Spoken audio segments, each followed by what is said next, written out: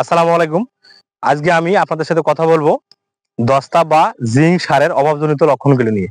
কারণ আমরা জমি চাষাবাদ করে থাকি, মোটামুটি খরচও করে থাকি, কিন্তু কিছু ভিটামিন প্রয়োগ করা না ফলে আমাদের ধানের জমিতে ফলন মোটামুটি হারে কমে যায় এবং আমরা কুশির সংখ্যা বৃদ্ধি হয় না, নানান সম্মুখীন দেখা দেয়। এজন্য আমি দস্তা ও জিঙ্কের অভাবে লক্ষণগুলো কি কি তা অভাবজনিত লক্ষণগুলো কি কি ধানের গাছের পাতায় মরিচা পড়ার মতো ছোট ছোট দাগ দেখা যায়,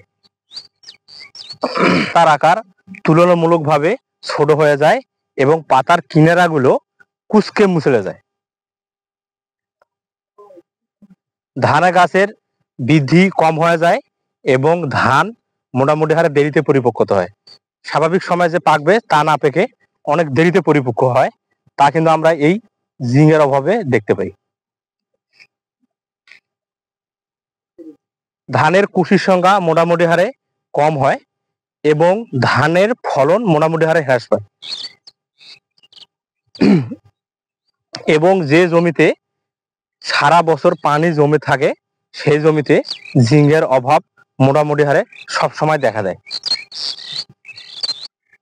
এর অভাবে ধানের গাছের পাতা হলুদ হয়ে যায় এবং ধানের গাছের কাণ্ড, শিকড়, মূল শিকড় এবং উপরের যে অংশটুকু আছে এর গাছের বডি সবকিছুর বৃদ্ধি কমে যায়।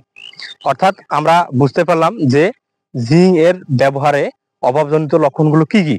আমরা যদি মনোজিঙ্ক ব্যবহার করি তাহলে এই সমস্ত লক্ষণগুলো আমাদের জমিতে দেখা দেবে না, আর এই সমস্ত লক্ষণ যদি আমাদের জমিতে না দেখা দেয় তাহলে আমাদের জমিতে ফলন দ্বিগুণ হারে বৃদ্ধি পাবে।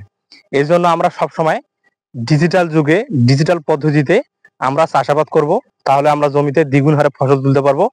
এই জন্য আমরা জিঙ্ক ব্যবহার করব জমিতে 33-এর বিঘা প্রতি আমরা 1 কেজি জিঙ্ক ব্যবহার করব।